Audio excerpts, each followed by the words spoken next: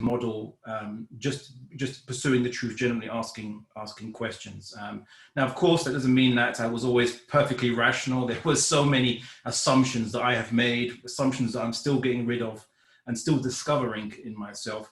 I've often discovered that whenever the universe doesn't make sense, or even when I read some hadith or verse of Quran that doesn't initially make sense, it's always due to some assumption buried in me that I've made about the text, some baggage that I brought into the text, or my baggage I brought into, let's say, reading about science and the observable universe, that causes me to have this misunderstanding or to view it as a conflict, right? So one of the things I try to advise many Muslims and even non-Muslims is that they shouldn't confuse their assumptions with somehow some irrationality in either their religion or in the universe. And I'll just give you a little example for this. Well, so I mean, this will be covered in an upcoming kind of a course that I'm doing for the Quran Institute on it's a Dawah masterclass, and in essence it distills kind of my 20 years of experience into this kind of 10-week course. But it's one of the segments in that course is dealing with quantum mechanics and the Copenhagen interpretation, which has been much often used and abused to argue that at the fundamental level or deep down in this universe, things don't make sense, right? Things are just irrational, the contradictions occur, retro causality is possible, as in things can cause themselves. And often I try to clear up for people, including people who obviously are criticizing theism, who often resort to what I call the argument from irrationality. And then again, not only them, people who are defending any kind of irrational doctrine will always run to this, to the current ignorance in quantum mechanics and say, oh, well, there's a fundamental contradiction in the universe. For example, how comes you have, quantum entanglement to kind of particles which are entangled if you let's say, measure the spin on one or affect its kind of its behavior or what it's doing, you will also affect something that is far away, faster than the speed of light, which is meant to be impossible due to Einstein. And it's not, and we are used to the kind of Newtonian understanding where one particle has to be next to another particle and they somehow interact. Usually with the interaction is based on their forces, electromagnetic force and strong and weak force, but electromagnetic force for the most part, and this effect has to be in proximity, one particle next to the other. So then people would say, this shows that fundamentally in the universe, there's cause and effect without what we understand as cause and effect. And so therefore, causality is out the window. And therefore, you don't need, it's pointless to discuss causality of the universe or everything that exists, because surely causality has been refuted by what we've observed from quantum mechanics. And I simply point out that, well, no, it hasn't been kind of negated, because the very fact that if you affect one particle and at a distance it affects another one, so because you affected this particle in some way, shape or form, you cause a change in the state of another particle, that's cause and effect, right? All that's being shown is that the understanding of what is proximity on the quantum level may be different, or the universe might be connected in some way that we just don't know, but it's perfectly within line of causality, right? It's just a speculation by certain overzealous and enthusiastic individuals who take these experimental results and then start to concoct these eccentric models, or argue that, oh, this goes against intuition, therefore the universe is irrational. And I say, well, it's not.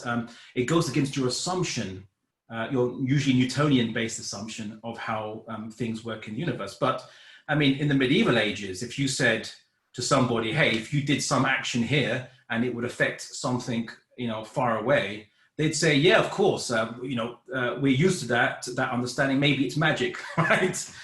Magic does that, right? And it's part of the universe. It's magic is part of something, affecting something in the universe, and that's just normal. Okay, and that's part of causality. Magic would be part of causality. If someone in the medieval world might say that. Whereas they wouldn't say, oh, well, because you could do magic spells at a distance, this proves causality. Well, no one would say that or argue that. And of course, certainly when the ancient Greeks used to think that the planets revolve around the Earth, and they would revolve around in perfect orbits, because if something's going to go around, then you think circular orbits, right? They think, it's a perfect shape, circular orbits. But the problem with this, circular orbit understanding is that it doesn't match the observable, obviously, reality. The planets don't appear to be in the positions predicted by the model of circular orbits, right? But they appear to us to be going around, so to speak, as in, they seem to come up off the horizon, from the west, and then, from the east and come back in the west. I mean, these kind of things are observed. So how did they explain it? Did the Greeks just say, oh, well, the universe is just irrational and contradictory, and contradiction is possible, so, let's just throw out logic or throw out rationality? Well, no. They didn't know why it was presenting results they couldn't understand with their current models, but they knew that there must have been some explanation. They just don't know it just yet. And of course, later on, we have Kepler talking about elliptical orbits, and of course, the heliocentric model is presented to show that the heavenly bodies all revolve around the sun, with the exception of the moon, of course. And this is just this is obviously now accepted as science. No one would say that this is proves that the universe is counterintuitive. No, it's counter assumptions, right? The universe is counter your assumptions. And the same, when I'm advising Muslims who are facing, shubahat, doubts about Islam, it's always an assumption they made about Islam or religion. I remember once, many times when people say, they'll talk about Islam and they'll say, the Quran is preserved, every letter of it is preserved, right, from the time of the Prophet Muhammad. And they say, well, wait a second, the Arabic language wasn't standardized. In fact, the Quran actually helped to standardize the Arabic language. There was no agreed spelling convention at the time of the Prophet Muhammad, but between all the Arabic speakers of Arabia, who it was an oral culture, it wasn't a written culture. I mean, sure, they could write, but they had different areas of Arabia had different conventions on how to spell the same word, for example. So this kind of overzealousness led to people inserting assumptions, and then when they discovered that, well, there are variations in spelling of the same word of old manuscripts in the Quran, it starts to impact them. And I say, well, why are you impacted by this? You made the assumption that somehow the Arabic language was standardized prior to the Quran, and then every letter of the Quran was preserved when there was no agreed spelling convention from the outset anyway, between all the different dialects of Arabic that was spoken in Arabia. So, but then a written version became standardized, and that's what we use. But what we are interested in, of course, is that what the Prophet Muhammad related to the Sahaba, which wasn't abrogated by memory and wasn't abrogated by, and Allah SWT did not abrogate these verses, but verses that were intended to be passed down, that all these verses that were intended to be passed down, that the Prophet Muhammad certainly intended to be passed back down, reach us. And on that, we don't have there's no doubt about that. So what we have is the Quran as intended by the Rasulullah SAW. But to argue that every letter is preserved from the Quran, it just really misunderstands history and the Arabic language at the time in 7th century Arabia. So this is just my example of assumptions are the problem, the root of all human misunderstanding. And again, it reminded me of something I saw. There was this medieval documentary called Inside the Medieval Mind. It was produced in England, and they were talking about in Europe, people were speculating on the possibility. In fact, they started to believe a rumor that there were dog-headed humans, right? So, well, maybe not fully human, but they had the body of human beings, but the heads of dogs. And there was all these pictures, illustrations. There was theological discussions about whether they have souls, whether they can be saved by Jesus, and so on and so on and so forth. It's all this discussion about it, and it seemed obviously completely irrational to ourselves. But what the kind of the narrator and the producer of the show was kind of made an interesting point, and what they were trying to show is that they said the people in medieval Europe, Western Europe, weren't any less rational than we are today. It was just their starting assumptions, right? Well, people are rational based on the assumptions that they are working off of, right? They always think, okay, well, how do I how do I create the maximum, achieve my interests, or do the most logical thing or rational thing on the basis of these starting premises, okay? And that is, I think, the root of all falsehood is assumptions. And sometimes, and the worst falsehoods, and why they become assumptions, is because they're mixed with a little bit of truth. So all falsehood is mixed with a little bit of truth to swallow that pill. So in essence, since before I obviously became Muslim, I was inculcated with so many assumptions about how reality is, about what truth would look like, what a cosmic truth would look like. Buddhism and Buddhist philosophy was kind of quite popular in the West. It probably still is in some areas. And this idea of, certainly when you see these movies where, you have this hero and they have to go on a quest to reflect and meditate and discover the truth, like when they're 60 or 80 years old or something. And only then they discover the truth after reflection and meditation. And then they reach some kind of enlightenment, right? And because the truth, or the point of this enlightenment, is to find this hidden truth is very hard to find, but you can only find it through intense reflection that takes decades. This was sold to us as, well, if you want to know the purpose of life, that's the purpose of, that's how you find it. It's too long-winded. It's probably, we'll never agree on it, we'll never find it. It's unknowable even. That was not an assumption that was fed to me as a young kid, that the purpose of life is actually unknowable. So best live your life, or in essence, live for attaining pleasures that you can get. Attain as much pleasure as you can in life by whatever legal means, of course, you can get it. And in some cases, illegal means like drugs and so on and so forth. That's the kind of messages that was bombarding the youth. So when I initially encountered Islam, it was deceptively simple. It was so simple that I didn't think it could be the truth, because it was just so simple to understand. Because I made the assumption that the truth behind reality has to be something so complex and so hidden that it would require decades and decades of contemplation and meditation to arrive at. But then if you think about it, right, why would the truth require most of a person's life, which not everyone can necessarily live that long, most of a person's life to discover, and then only when they maybe reach an advanced age, or now they can live that purpose of life, right?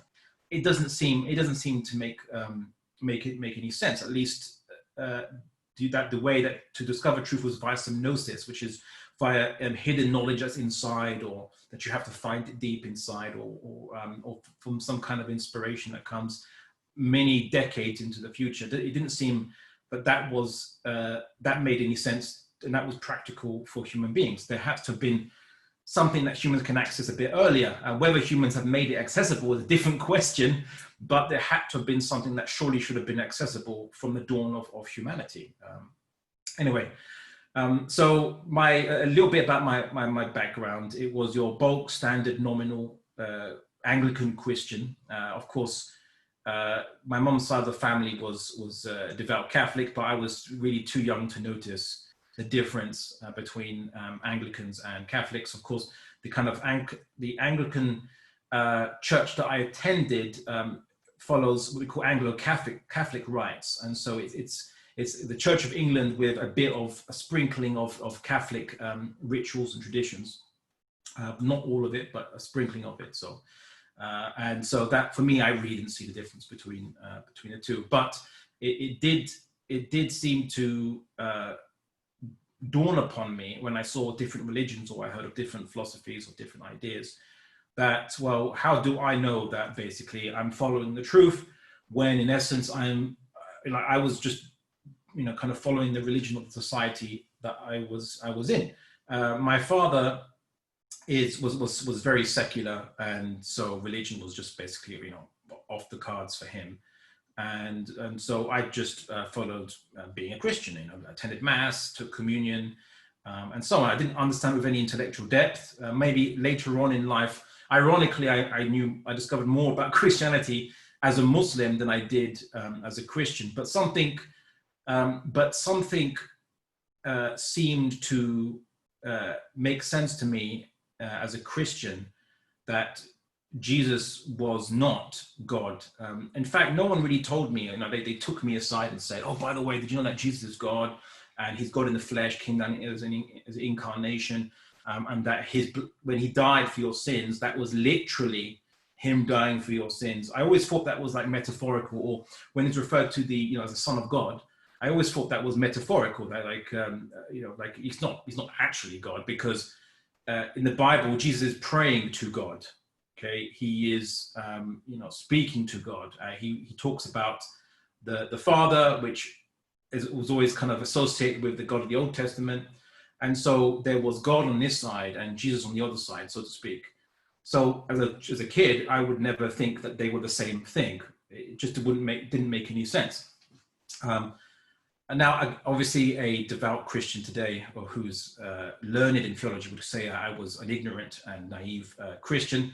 And of course, I would never advance that I was any expert on Christianity just because I was an ex-Christian. As I said, I was a nominal Christian, like most people in many Western countries. But most Christian kids growing up, unless you're a type of Baptist or like a North American kind of Christian, which they're very strong on emphasizing Jesus more than anything else, you wouldn't think that Jesus and God are the same thing. In fact, I once had this very surreal debate, just one-on-one debate with some of my friends in Portugal who are Catholics.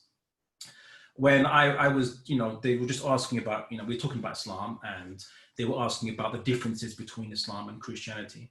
And I said, well, one of the things that, we believe in Jesus as the Messiah.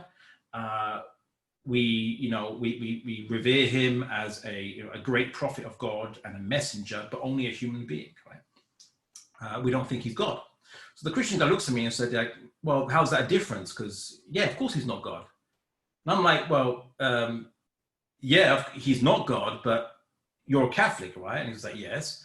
So if you believe that Jesus, you believe that Jesus is God, it's Catholic doctrine to believe that he is God and he's part of a trinity of persons in a united Godhead. And he said that no, the Trinity is just basically the three things that we revere within the creed of Christianity, and Jesus is a human being. He's not God. We don't believe that. Son of God is just like it's a title. And I said, look, I'm really glad that you believe that he's not God, and I don't want to change your mind about this, but it's not accurate to what Catholic doctrine actually teaches.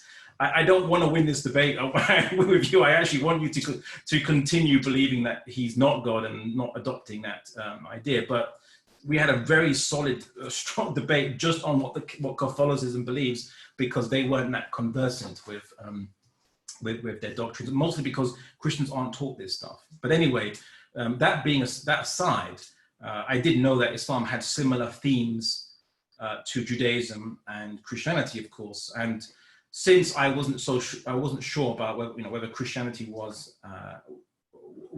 had some authenticity to it or authority to it, and I wasn't sure about Judaism either, then of course I'd say, well, I wasn't sure about Islam and so on. So, but then I've always believed in the concept of Jahannam, of hell or punishment, and it wasn't because it was obviously beaten into me as a young kid, so to speak.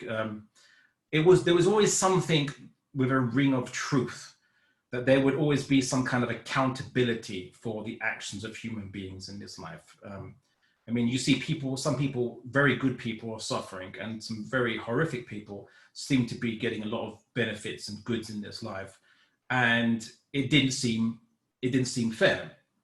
It seemed rather, arbitrary. Now, I know what the atheists would say to this, but seeing as that I realized in some basic level that there was something inside me that was observing the world, i.e. non-material, something. Maybe you could call it a soul, but there was something inside that was observing the world that can't be explained by material things. This observer, if it's not material, if it's not part of this universe, then it's going to go then after the physical body dies, where is this soul gonna go?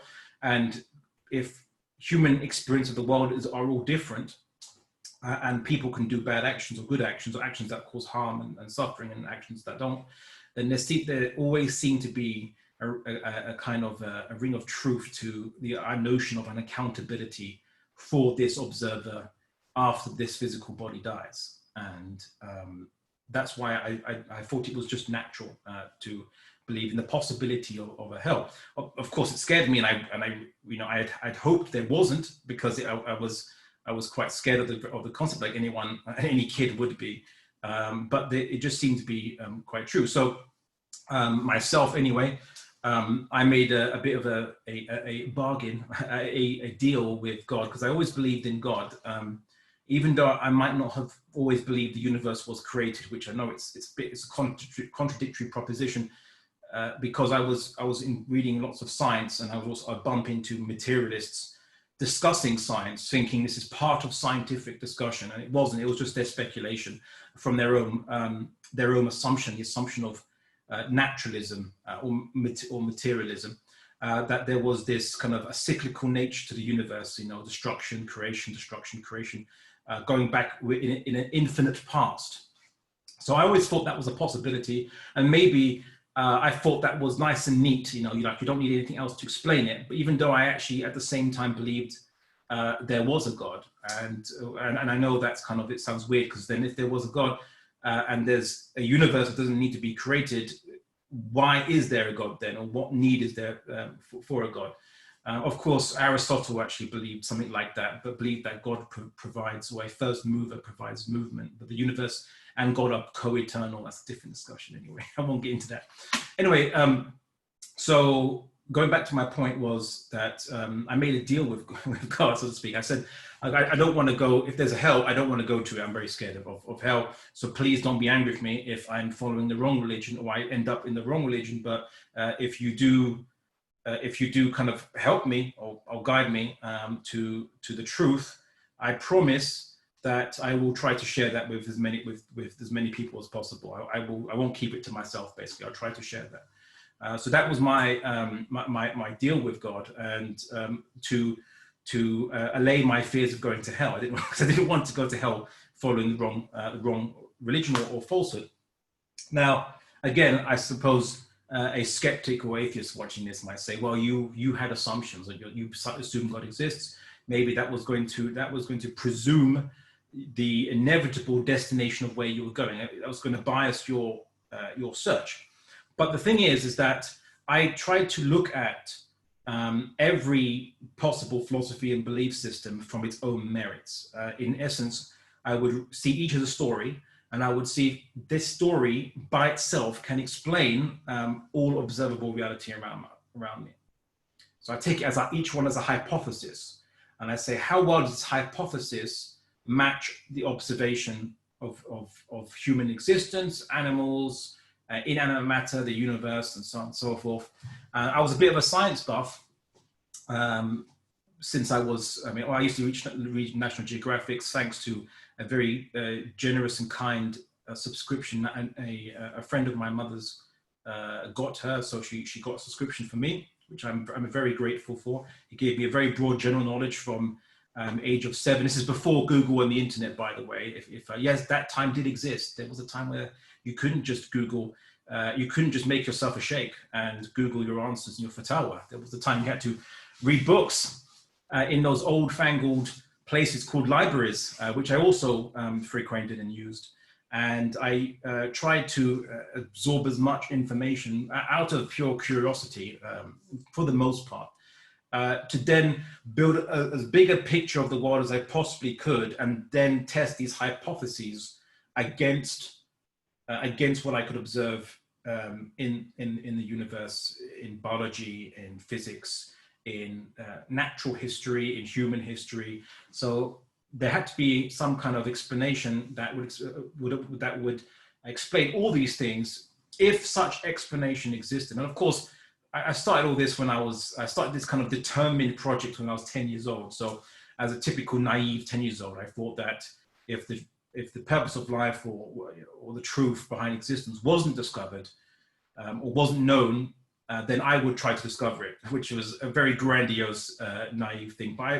But what was the alternative? Me to accept that there is no possibility of understanding my purpose, and I live a purposeless existence, and I could accept that if the hypothesis of naturalism or atheism seemed the most likely explanation, then I would have accepted that. But to accept that I will just not ask a question in the first place and just blissfully live ignorantly when what I don't know could hurt me, when I don't know about life could hurt me, when I don't want to waste my life following something that doesn't, or not following what I'm meant to be following, or not looking for the truth, when the truth would surely inform all my decisions, would inform my direction in life. So I then kind of went into an investigation into every possible hypothesis that I could find. And Islam was just one of the many hypotheses.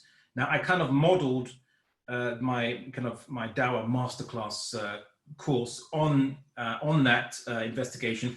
Of course, not model it on the reading I did as a 10-year-old, of course, but on all the many years since then, more years than I'd care to admit publicly. I based the course on a discussion all these possible hypotheses, including fictional ones. Well, arguably everything that's false is fictional, but those which are admittedly fictional, like H.P. Lovecraft, is his fictional understanding of the universe. Was that a possibility, that there's actually evil gods behind the universe, or an evil god behind the universe? Are we living in the Matrix? Are we brains in a vat? Is that a possibility? What could we still know of the truth if that was the situation? And so the course kind of was structured from getting to a point of total skepticism, where how do I even know what I'm experiencing is real, to Islam being the only possible explanation for existence. So I'm going to just kind of go through, again, this is view this as a type of a sharh of my opening presentation at the Oxford debate, a commentary on it, a discussion on it. There's not enough time for me to discuss why Islam was first the best hypothesis, and then I eventually came to the understanding it was the only possible hypothesis, the only possible explanation for the universe. But I'll get to maybe just understanding, how do we know at least there is a creator, and how do we know that the creator created everything and even cares about us, or even knows about us, which is deism. How do we know these things? So I used 4 arguments in the debate, and they are, again, deceptively simple, but they're based on tried and tested, about 20 years of me refining the best way of kind of phrasing these arguments. Now, one of the many problems that people encounter when they do apologetics is, one, they think that they have to, when I say apologetics, I mean defense of Islam or their religion, is they assume that to make an effective argument for God's existence, you have to know modern science. And they also think that you have to study logic and advanced propositional logic and all the formulations of cosmological arguments. Cosmological from the Greek, cosmos, meaning obviously everything that exists, and ology, which means an account of, and accounting for everything that exists. So they think you have to study these very formulaic logical arguments, and you don't. You could explain the existence of God to a child, and that God has a will, and not God created everything, to a child with very basic rationality. What made it more complex, the need for arguments, is that you'd have skeptics who'd come along, and they would try to use or attempt to introduce ambiguities to confound what is essentially a very basic argument. So in essence, you could tell a child that everything that exists, was it there before you were born? And so, well, obviously the child would say, well, of course it must have been, because I didn't make it, so I'm not the creator. So, and if you're not the creator of everything that exists, then there must be something else beyond what you can experience, which is the creator of everything that exists. And again, the child would say, yes, of course. And then you could simply argue to the child that, if this has been going on forever, right? Would ever, if there was a history that went on for eternity and that was infinite in the past, would we ever get here? Like if I said that this lecture will end after an infinite amount of time, or before it began, if the Sheikh said that this lecture will begin, and Abdullah's just taking time to fix his camera, but it will begin after an infinite amount of time, then we start the lecture. Well, would the lecture ever begin? No, it wouldn't. And so then a child could understand that, yeah, there was a start point to everything. And the child would at least understand that if the child's first experience of existence is their own intelligence, then surely there is something greater than themselves, which an intelligence that caused this start point to occur. Because if it was something else and that didn't have intelligence, then what is making that begin the universe? If it's a mechanical clock that creates the universe, then surely this mechanical clock, what wound it up or began its process. And if you said there's had an infinite process in the past, we get right back to infinity in the past problems, which obviously brings us right back to that contradiction. So the only thing that the kid knows is that the kid can initiate things by their choice, and so everything that they can observe was initiated by a higher choice of a higher intelligence, quote unquote. And a kid can understand that. It makes perfect sense to a kid.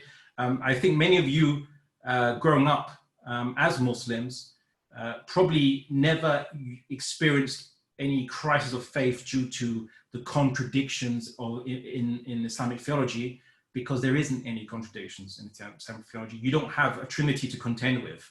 God has three persons, but he's one God.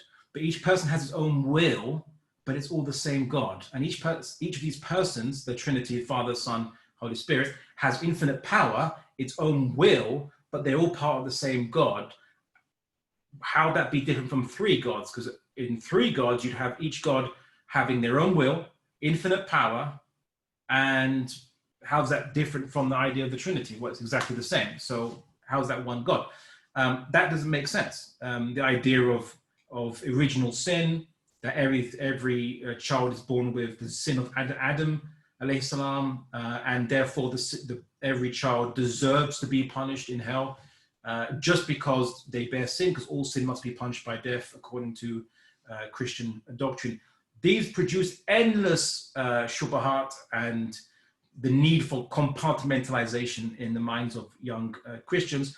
Of course, what usually happens is that young Christians aren't taught this idea, so they just think Jesus is not God, he's just a man, and like myself, right? And therefore, that's the only way not to experience these contradictions. But you were, alhamdulillah, blessed with not growing up with trying to reconcile these kind of problems. But that being said, the downside to that is that many Muslims don't question their beliefs and why they believe what they believe, and instead they will believe in Islam, but they won't question a very simple thing, which is, well, in your life, your parents will teach you that you have certain rites of passage, certain cultural values you have to uphold. These cultural values come from society; they don't come from God. But you have to follow these cultural values. You have to wave the right flag, the right colors that represents the right area of land that you live in, that you have to uphold the family honor, and you have to uphold the honor of your locale. Then your locale gets other locales, and then your country and other countries, and your ethnicity and other ethnicity, and so on and so forth. Now, a lot of the Muslims will just think this is normal, and you should have a family and get, be as rich as you can, and so on and so forth, and then have kids, and then once your kids are raised to maintain the family reputation, then you can die, and that's fine, and that's your life. That's all you're meant to be doing. Oh, but by the way, while you're doing all this, just make sure you check all the tick boxes of this thing called Islam. That's on the side. Just check all the tick boxes. Make sure you do your namaz, your salah, and so on, and fast on that month when you're meant to, and do that one hajj, and so on and so forth. Just make sure you do that along with this other way of life you're living, and you should be good, right? That's all you have to do. So as opposed to the more rational kind of approach, which is, well, wait a second. If we have a purpose of life, and that purpose of life is ordained by the Creator, who made everything in this universe, then surely my entire life would revolve around that. There'd be nothing other than what the Creator has told us to live by, because nothing else has any meaning. Nothing else has any value. I shouldn't be looking at what's good for my country, because what I call my country is not eternal, doesn't exist, doesn't actually physically exist. It represents more, it's closer to a religion than it is to an actual real existence. It's just a part of a changing Earth's crust. So it's a little area on the Earth's crust that you've designated at that moment in time, because it wasn't always there, and it was changing from different continents sliding onto each other and so on and so forth. And at that little brief speck of dust in this universe, and a speck of dust on a speck of dust, that is something that you should live and fight and die for. That doesn't seem to make any sense. Surely that, if God intended the nation to be eternal, then he wouldn't make the earth change. He wouldn't make nations change and politics change and so on and so forth. That wouldn't make any sense. So, although Muslims are born into Islam today, it doesn't necessarily mean that they are devoid of assumptions that have been inculcated into them at a young age. And I also can make another caveat, which is I think that any Muslim who's come to the realization that Islam is the truth, it's the way of life, and it's the only measuring stick for good and bad, and is the only lens by which they should look at the world, I would consider them to be a revert, whether they came from a non-Muslim background or from a Muslim background. The thinking process is exactly the same, right? To get to that conclusion is exactly the same. Right? They question, they challenge, they look into things, and they will reach whereas a non-Muslim has to break free of ways of life which are overtly non-Islamic and overtly belief systems and maybe creeds which are different. The Muslim has to break through a way of life which is currently called culture. They have to break through this set of assumptions to come to Islam. So I don't view it as any different. A Muslim who's come to that realization from a non-Muslim background or from a Muslim background, they're both exactly the same in thinking process. So anyway, let's get on to, I suppose, just to discuss the 4 arguments I used for kind of the proof of God, as it were. Now, as I said, you don't. Sometimes people listen to me discussing this and they think, well, Abdullah's not using too much jargon, too much philosophical jargon. He's not constructing arguments using a logical form. Logic is a set of, especially propositions, syllogisms, like propositions, structured propositions, which are really just assertions like all men are mortal. Proposition 1. So proposition 2, Socrates is a man, therefore conclusion, Socrates is mortal. So you think, well, that makes sense. Why can't you use logic, right? Logic is surely, who'd have a problem with that structuring that Aristotle came up with in his book called Analytica, which means to complete or to solve.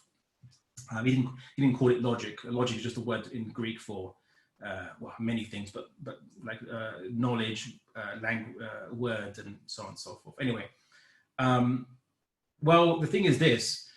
Imagine you were debating a hyper-skeptic, right? So somebody who just wants not to admit that Socrates is mortal, right? Let's just say, right?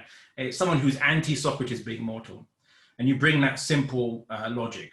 They'll say, okay, well, all men are mortal. They say, oh, wait, how do you know all men are mortal? By men, I mean human beings there, right? So in case Trudeau comes in and says, what do you mean only men? So how do you know all humans are mortal? Have you spoken to every human being? Have you encountered every human being? Maybe there's like a human being that hasn't died yet and will never die, perhaps. How do you know that all human beings are mortal? And I say, okay, well, all right, fine. Look, can we at least agree that Socrates is a man? Well, no, we can't. They'd say Socrates could have been an alien. It could have been a jinn, or some spirit of some kind. How do you know that Socrates is human? Let alone, how do you even know Socrates even existed? Did you meet him personally? And that was the Socrates that everyone was referring to? Well, you didn't. So we don't know if Socrates is a man. So we can't, or human, right? We can't say for certain. So the conclusion that Socrates is mortal, they can say, I reject that. You have not proved it to me. You haven't proved it to absolute certainty. Now, here's the thing, right? This simple logic is taken as the basic illustration of a deductive argument in logic, or something that would be certain. You think it would be certain. So what logicians tend to do is they say, if all the premises were true, then the conclusion follows. That's what they say. So if all the premises are true, then the conclusion follows. Logic is just about preventing self-contradictory arguments. It was never about demonstrating the truth with absolute certainty of the arguments, which is why I don't use logic. I use rationality, and rationality is different because logic starts out with assertions. Rationality starts out with observation, and then you try to build a possible explanation for what you observe. That's basic rationality. It's what detectives do. It's what doctors do when they try and diagnose your illness. Most of the time, it can only give probabilistic, conclusions, like uncertain conclusions, but grades of relative certainty, or at least probability. But there is one thing, apart from like 2 + 2 = 4, there's one thing I would say is the only thing we can know for certain, and that is that God exists. And you don't know if you're in the matrix or not, but I can prove for certain that God exists. So, and I did it based on these 4 arguments. So the arguments in the debate which I presented was the argument for change, or from change, the argument from the origin of finitude or finite things, the argument from the origin of specificity, and the argument from divisibility or substance, let's just say. And these correlate to, well, it wasn't intentional, but I suppose Aristotle's 4 causes, where, he'd say there's an efficient cause, so something that began something into existence is called an efficient cause. A material cause is what something is made out of, so that's the material cause. Then you have, of course, well, he called it teleological cause, which is basically what something is moving towards. But in this case, I argued what something, the initial movement or change behind all things, and the other type of cause, which is the cause of the form, right? Cause from its form. So what gives the form? What determined the form of a thing? Now, to kind of, let's say, if I'm going to use an analogy, so the efficient cause, let's say, behind a cake is the cook, right? The cook is making the cake. He's the efficient, or she is the efficient cause. The material cause behind the cake is the ingredients used to make the cake. The teleological cause is what the cake was meant for, to be eaten, for example, to be at a birthday party or something like this. And the material, yeah, and the cause that determined its form is the recipe, right? So what determined its form was the recipe that the cake was going to be made into. So in a way, this parallels Aristotle's kind of discussion of 4 causes. It's just the 4 possible causes you can see for anything you observe. So let's start with change, right? It's very basic. Whether what you are observing is in the matrix or not, or whether you actually are observing the real world or reality, right? There is something that all these observations can agree on, which is your observations or experiences are changing. Change is happening. You call it time. Time is just change. That's all it is.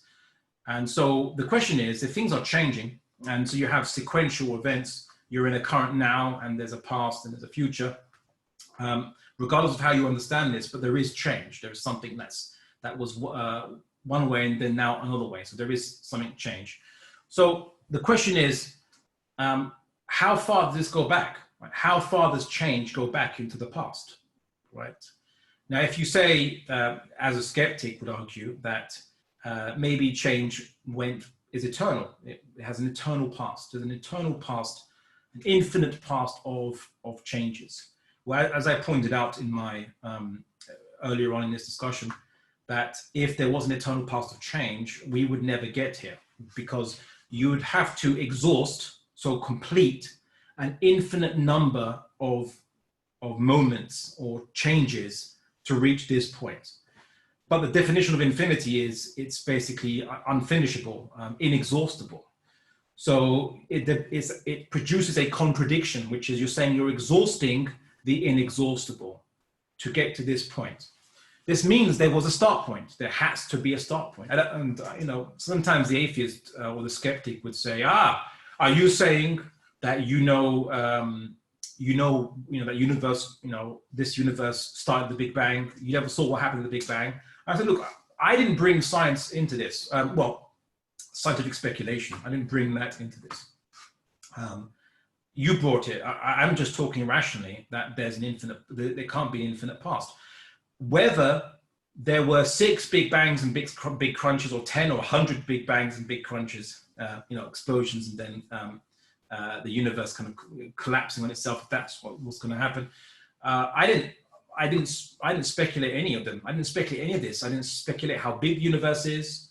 I didn't speculate how old it is, and by universe, I mean everything that exists. Because if this universe came from a Big Bang that came from a prior set of conditions in a bigger or a smaller universe, this would also be part of the universe, right? So I didn't make any speculation. You make the speculation. I only said that there can't be an infinite past. So then now the question is, if there's a start point, well, what's causing this start point, right? Where's it coming from? So they would argue every other possibility they could, which is naturalistic or materialist. They'd say maybe it came from absolute nothing, which obviously is completely absurd, because absolute nothing won't generate anything in of itself. So okay, maybe not that.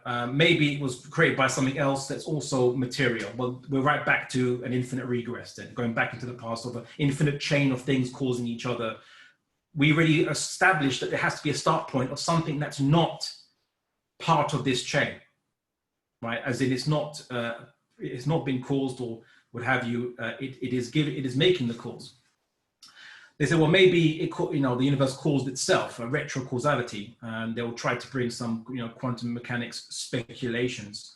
But again, that's ridiculous, and it falls foul of what is called the bootstrap paradox, which I think is from the idea of, if you were to pull yourself up by your bootstraps, you couldn't lift yourself off the ground, right? By pulling your boot, you'll just lift your leg closer to your torso, but you wouldn't be able to lift yourself off the ground. So the bootstrap paradox. So it's circular, and it doesn't answer anything, right? So relative to the ground, you're not moving just by pulling the bootstraps up. So it's circular, and in essence, circular causality is another infinite regress, right? It's just an infinite regress where the thing that came before this is the beginning of, or is the end of the previous iteration of this universe in a circular cycle going back into the past. It's just not an infinite regress. And again, if you had to wait for an infinite amount of rotations or retrocausalities to get to this point in time, you never reach this point in change or time. So ultimately then it can't be retrocausality, or self-causing. So in essence, the only possibility that's left is that you have something that isn't caused, that caused the universe to exist. They say, okay, well, even if they'll say, even if we accept that, how do you know it's God? How do you jump straight to saying it's God then? They'll say, well, look, what can we know about this thing that initiates change, okay? So if this thing gets from a point of absolute, let's say, so there's a universe, so there's no universe existing, right? No change occurring. So in a way, it's like at zero movement, zero change. And then it can increase from zero change to some change to something from a point of complete rest or nothing, right? Or like stop or rest or no change, basically, is what I'm referring to. And then initiates change. This demonstrates to us two things. One, if it can initiate change from nothing, from no change, then it can, in essence, it is increasing from nothing. I call it increase from nothing. That there's nothing, and then it can increase, it can add something to nothing. And if it can add something to nothing, then in essence, it creates ex nihilo, as they call it in Latin, from nothing. It can create from nothing. And if something can create from nothing, then it is by definition infinite, i.e. of inexhaustible power. The power of this thing can't be exhausted if it can initiate from nothing. It can initiate something from nothing, initiate change from a state of there being no change.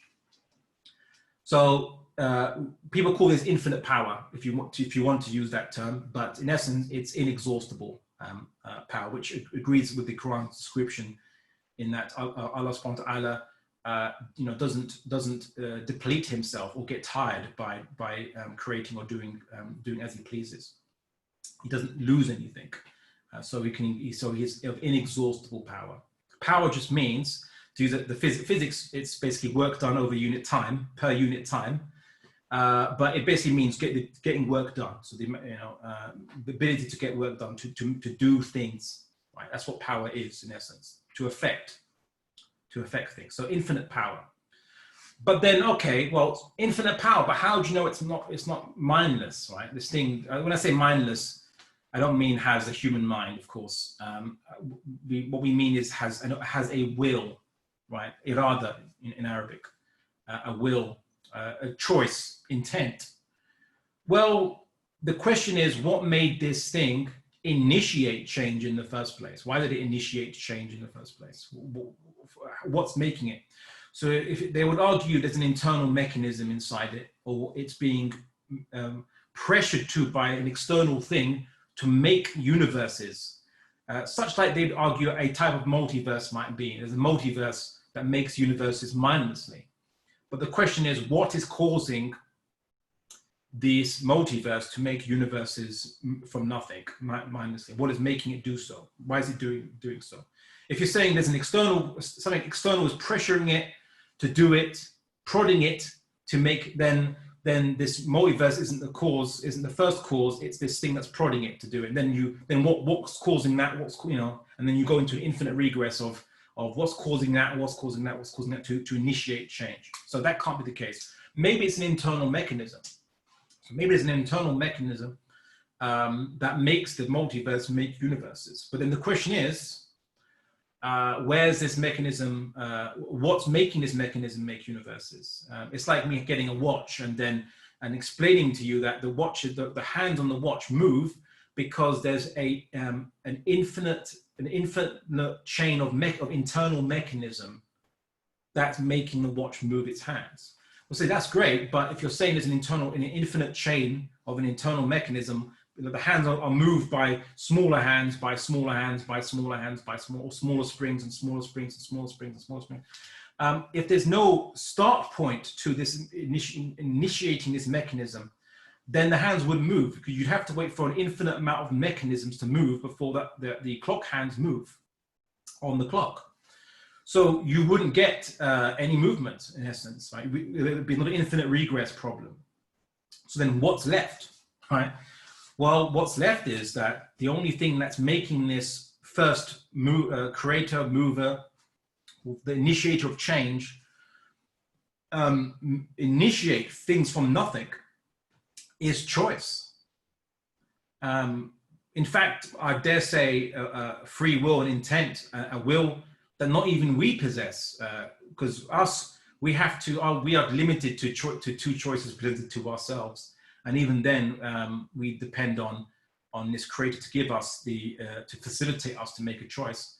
But this creator has true free choice, because unlike us, let's say for example, if you're a new Muslim and you come from a background like I did, where there's pork eating is a big thing in Iberia, and obviously it's haram when you become Muslim. Of course, when you know it's haram, always haram, but you become aware of it being haram when you become Muslim.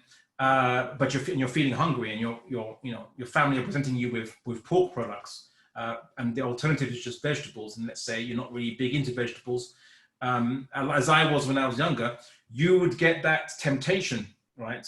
But you know that you should eat the vegetables and not eat the pork. But when you just become a Muslim, obviously you have this habit of your aversion to pork hasn't developed just yet, so it becomes tempting initially when you're hungry. Now, without that hunger, you wouldn't be tempted either way. Your free will depends on you having a motivational force you didn't choose that allows you the opportunity to steer your boat, so to speak, one direction or the other. But without that wind in your sails, without that motivational force, you wouldn't make those choices, because you wouldn't be pushed into either way, left or right, so to speak. Whereas this creator, if it can initiate from nothing purely based on its will, then its will is truly free, as in it doesn't have instincts that it has to obey or satisfy. It initiates purely out of choice, out of intent. And if something has inexhaustible power and has intent or choice, then this satisfies the minimum definition of what is conventionally called in English language God, right? Although you can pick any word you want from any language you like, Dieu, Theos in Greek if you want, or in Hindi, Bhagwan possibly, but I wouldn't advise it, possibly due to connotations with certain Hindu religious concepts. But if there is a word in Hindi that just means God and is not associated with any of the pagan idols, well then it shouldn't be any more problematic than Allah was for the pagan Arabs, who already knew about the word Allah and knew that Allah was beyond their pagan idols and so on and so forth. But my point is this, is that whatever word you want to call this thing, up to you, depending on your language. Someone said Khuda, which is Persian and Urdu, I believe, right? That's not, the issue isn't these titles. Of course, if you're going to, once you follow Revelation, it would be wise to follow, obviously, words suggested by Revelation. But I'm saying until you get to that point, it doesn't matter what word you use. So throughout history, any human being, and there's been many, who believes in one God, and a God that doesn't resemble finite things, because surely if something is uncreated, then where does it form? Where would its form come from? And how would it be a limited finite thing when it's something that is not limited? It's infinite in power. How can it be limited, and how can it have a form as like a human being or an animal when it was uncreated? And but these things have a form because the form comes from something that formed it, which leads to my second argument, which is the argument for finite things, or the argument for finitude, which is if everything you observe, even if you were in the Matrix, right, and you saw anything, a program, okay, you would see something that has boundaries, a shape, certain limited attributes and characteristics. I sometimes like to, I always forget to do any lectures, but I should keep a rock on hand. I sometimes in my lectures I brought to, at university, I'd bring a little rock, and I would say, not for throwing at people, of course, who ask me tricky questions, but to demonstrate, I said, how do you know that this rock was created? Right? How do you know that it is not eternal? Right? How do you know it's not an eternal rock? People might say, I've seen rocks being formed on geological documentaries or in diagrams, geologists explain it like this. So, well, that's great, but you never saw where this particular rock came from. So how do you know this rock, this hypothetical rock I'm holding, so to speak, how do you know that it was created? Now, intuitively, there's something in the human mind, in the fitra, that's rational, and they would say, well, why does a rock have a certain shape and a certain size and a certain weight, right? I mean, if the rock could be anything it wanted, why is it, then its original form wouldn't be a rock then, surely, but the rock this rock thing shape that you're seeing, that seems to be part of this rock, is a certain limit, right? It was at some point determined to be at the limits that it has, the shape that it has. So the question is whether either the rock made itself or the rock didn't make itself. So let's go with the first possibility, the rock made itself. If the rock made itself, what this means is the rock could determine, so firstly, the rock would have to exist to make itself, which is absurd. So then people say, maybe the rock didn't make itself, it was always existing. Then the question would be, if it's always existing, then why does it have the certain shape, form that it has? So the argument is, well, it has the shape and form that it has because the rock decided that it would have that particular shape and form. Then in essence, the rock isn't actually finite because it can decide anything, any effect it causes. And then of course, the rock wouldn't actually be eternal anyway, because that appearance of form was created by whatever created that rock. So in essence, it wouldn't be the rock itself that was even the creator of itself, because the form would have to have been formed by something, and it can't be the form in itself. To better explain it would be, if the rock could decide its limits, it would be unlimited, and therefore, if it is unlimited, then it wouldn't have limits, and it wouldn't eternally have limits. So the only possibility that's left is that the rock didn't create itself, and its limits were defined by an external process, or external to it, that defined its limitations. And that can be done on anything finite. So ultimately then, the question is, well, where did this finite thing come from? It came from something else that was finite. Okay, what then determined that? Its finitude, or something else. And eventually you have to get to a point where you find something that didn't originate, its limits or attributes didn't come from outside itself, but it actually, it defines its own effects, it defines its own power, and therefore is not limited, not finite. You couldn't see it, and it itself can create or decide any power or any effect it wants to do, which in essence would be, for example, creating, and upon which all things would depend on, because it would be defining all things that need to be defined and can't define themselves. So that's the argument from kind of finitude, which I suppose I've made it more simpler before, but it's some people can call it the argument from contingency, but that's just that's another term for it, but that's fine. And then the other argument is, well, people might say, maybe, look, these things that you observe, they're made of components, right? They're not like fundamental. They're made of atoms or molecules and atoms, and then subatomic particles going all the way down to quarks, and maybe something even more fundamental like fluctuations in quantum vacuum or superstrings, which are all superstrings obviously speculated to exist, not proven, of course.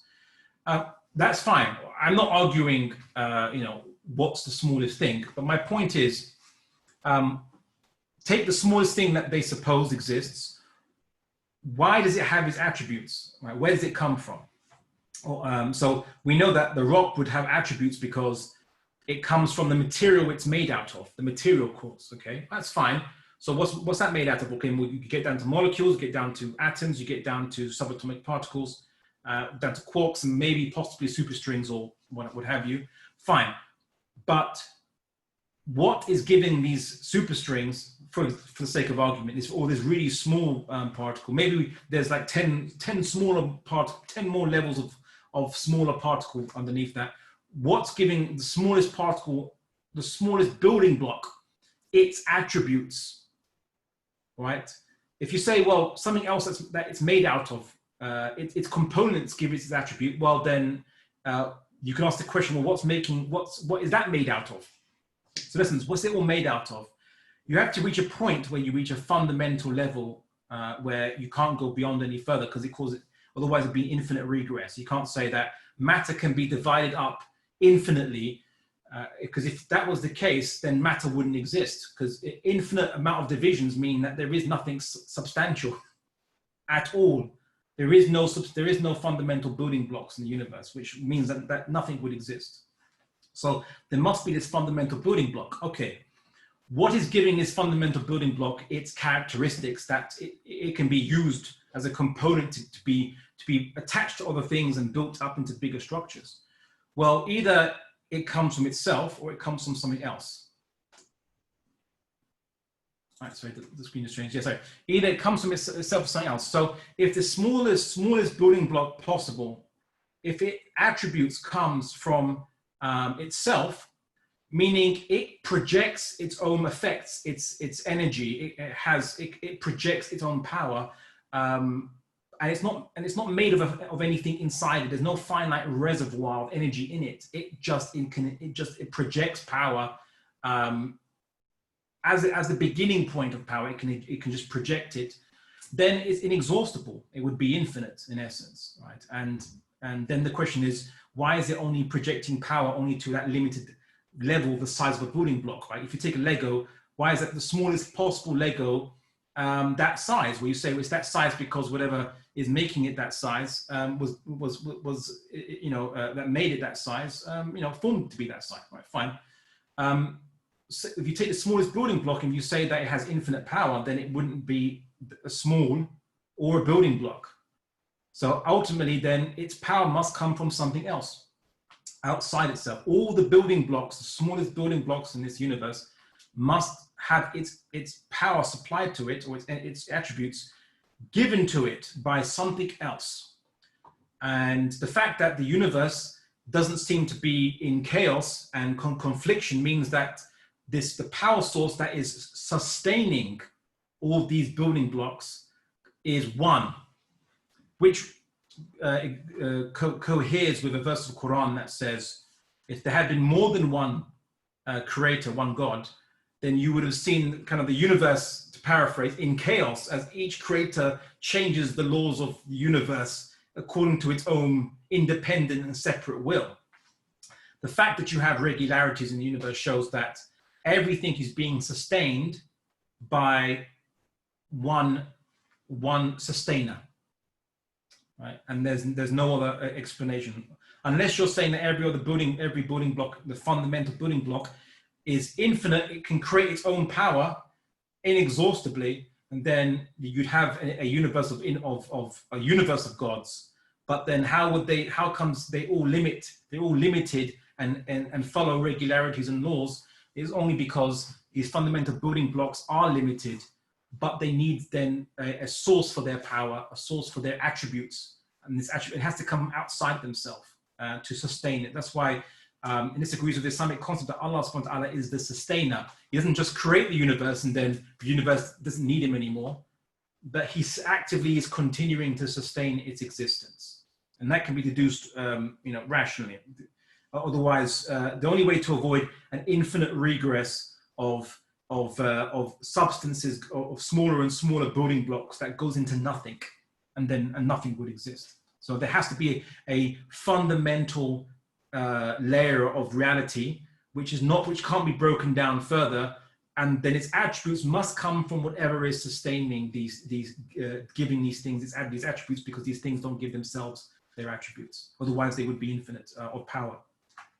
And lastly, the fourth argument, the argument from specificity, which is not just a mouthful, but also an argument which is really the argument for where did the choice of things come from.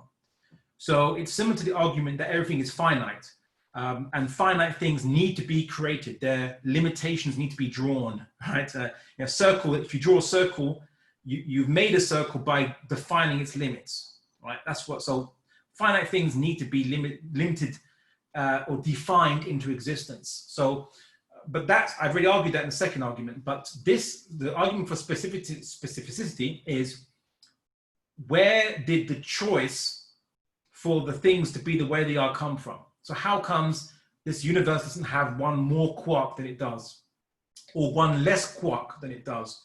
How comes you have the universe with this very specific laws and attributes, and an amount of energy and the rate of expansion and all this in a very specific way? Now, of course, an atheist or materialist would argue, well, these things are caused by, we would argue these things were determined by the prior set of conditions to this universe. So whatever was before this universe, whatever the conditions were that led to this universe, they determined what the universe would be. I'll say, oh, that's great. All right, that's fine. I can accept that. Well, that would still be part of the universe, because the universe is everything that exists. But where did these prior conditions, what determined the conditions of the prior conditions of this universe? And they'd say, another prior condition, a prior condition. Okay, then what determined these conditions to be the way they are? Okay, that was an even more prior condition, and so on and so on and so forth. It leads to another infinite regress that goes back into the past, which ultimately means we would never get to this point. We would never get to this point of determination, of our reality being determined the way it is. The only way to avoid determinism, a chain of causality, is to argue that at some point, not only was the universe obviously created, but that a choice was made to determine it in a particular manner. Right? Does that make sense?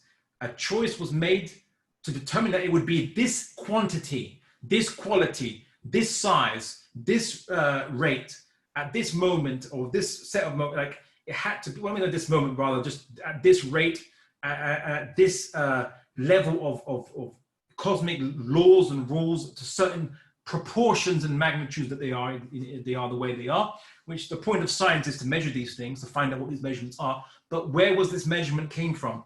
It has to have come from something that chose or proportioned the universe to be the way it was, or whatever was a universe, meaning is everything that exists. So maybe this universe didn't begin with the Big Bang, but existed 6 Big Bangs before that. Let's just say for the sake of argument, right? Fine.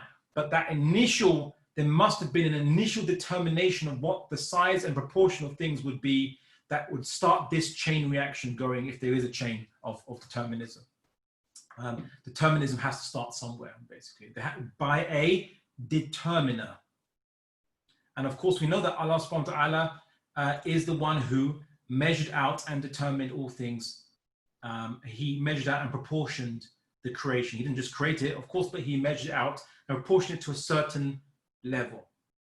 So with these 4 arguments, which are each based on the 4 possible causes you could ever look into in anything you observe, Aristotle's 4 causes, that all these 4 attributes or aspects of reality prove there has to be a first cause. And guess what? I didn't point to anything specific. I didn't point to the sun, the moon, to the nation of Canada, or the seas or the ocean. I didn't say that what you're seeing is true and you're not in the matrix. You notice I didn't say that, right? I simply said that whatever you're observing these wherever you're experiencing, whether it's a program or whether it's brain in the vat and you're receiving electrical signals.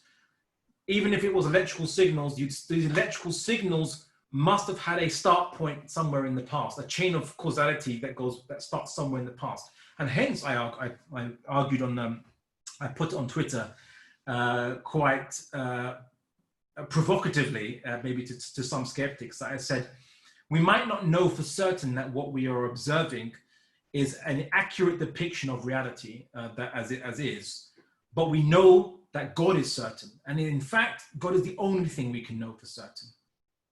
Right? The Creator is actually the only thing we can know for certain. Everything else, we are unable to know or to come to a precise model of how it works. And you might argue, Abdullah, but why would God create us with an inability to know reality? Right? Now, interestingly, the Quran does say that Allah subhanahu wa ta'ala made the universe bil-haq, right? In truth. We're not in this kind of Gnostic or spiritualist world, according to some spiritualists or Gnostics, that believe the world is just an illusion, all right, around you. But the universe was made bil-haq, with truth, right, with reality, from waqiyah, from reality. But regardless of that verse of the Quran, because we haven't got to the Quran just yet, everything has a reality to it.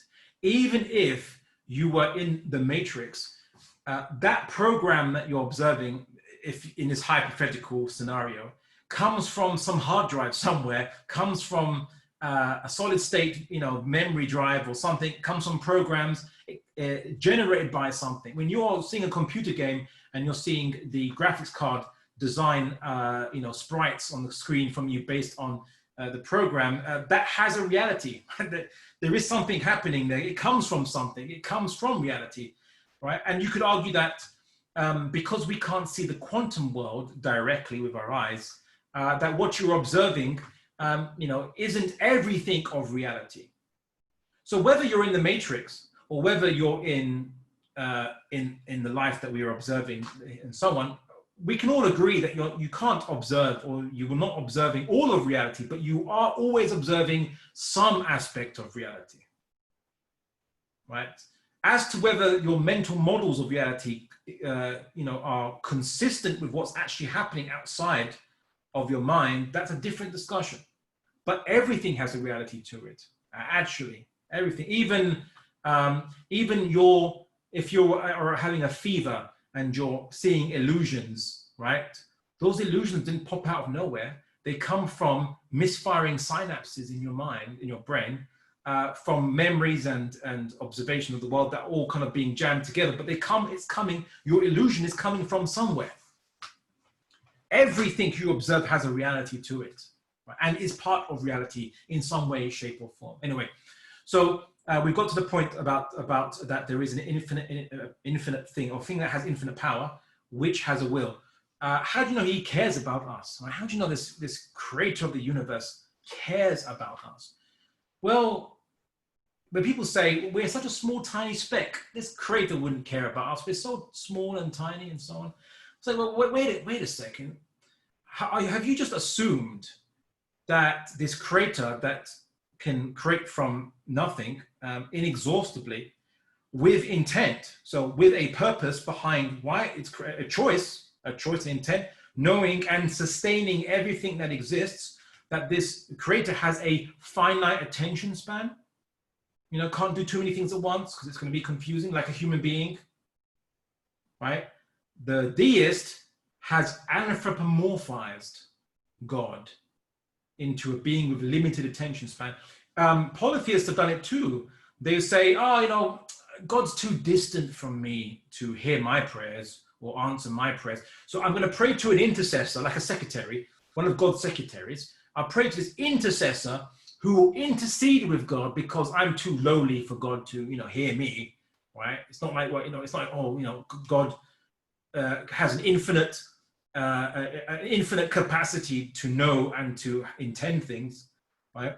Well, God does have an infinite capacity to intend and know things, and one could argue that if he is sustaining the very subatomic particles in your body right now, out of choice, then how would he not know that you exist, and not know that you exist to an intimate level better than yourself even, right? So the deist assumption is really anthropomorphizing God, and by anthropomorphization, I say that the problem with deists, polytheists, and even atheists, when they try to argue that maybe the universe is eternal and that doesn't need a God, is what they've done is they've given attributes of infinity to finite things. They've mixed infinity and finite stuff together. And in my presentation, I pointed out that Islam is unique. Unique apart from some Unitarian conceptions of Christianity, of some aspects, some conceptions of Judaism, and the types of monotheism in the past. Apart from these things, the uniqueness against these other ideologies and ways of life is that we don't mix the finite and the infinite together, right? We keep them apart. Right? And we call this Tawheed. Yeah. Is that God does not tire, doesn't have a limited attention span, can't be fooled, or it doesn't have limited attributes or characteristics that we have in any way, shape, or form. So that's just an assumption, an image that we've projected onto God, an assumption that we project onto him. And then that causes these people to have doubts because of this contradiction, and then they reject God and say, no, no, no, it's not God that you should have rejected. It's your assumptions you should have rejected, your finite assumptions about God. So deism can't be correct. The only thing that's remaining is that God intended us to exist and has an intention behind our existence. And now to kind of wrap it up, I will say that if everything that exists on this universe, first and foremost, what can we deduce about this, right? What can we say about these things? Well, the Quran says something quite interesting. It says, not equal is something that can't create and something that can create. That can create and that cannot create. Now, the Quran is amazing in many, many features and ways, but one of its amazing attributes is that it can have one verse that can be a refutation of something, but also a refutation of something else. So that verse, it was a great refutation of people who worship stone statues and idols that can't do anything, can't create. So why are you worshiping? People would, pray to Krishna and then celebrate Krishna's birthday. I'm like, what? Why would you worship something that has a birthday? It doesn't make any sense at all. Why not worship that which created all birthdays? So that didn't make any sense. But this verse of Quran has another interesting, this can be used and to explain something else, which is if God didn't create the universe and never created anything, this would be in a way functionally no different in effect to something that cannot create, right? Something that if God never chose to create anything at all, ever, this would be in effect no different to something that has an inability to create. So then by creating, what is that an evidence of? It's an evidence of the creator's ability to create, to have inexhaustible power, which means that everything in existence is a demonstration of the power of this creator. First and foremost, you almost could say it was our purpose. It is our purpose by intent that we are a demonstration of the power of the creator to create. And it's interesting that the Quran refers to everything that all of Allah's creation as the ayat of Allah, right? And the evidences and signs of Allah subhanahu wa ta'ala. Like if you are, if you're seeing the sun come over the horizon, one of the signs of this is that the sun rising, so to speak, is that the sky will get lighter before you see the sun coming over that horizon. So one of the signs that of this sun coming over the horizon, so one of the evidences that of the sun's existence even is the light. It starts to lighten the horizon as it rises. So the Quran describing the whole universe as the signs of Allah subhanahu wa ta'ala, of the evidence of him, but just as the manifestation of his power.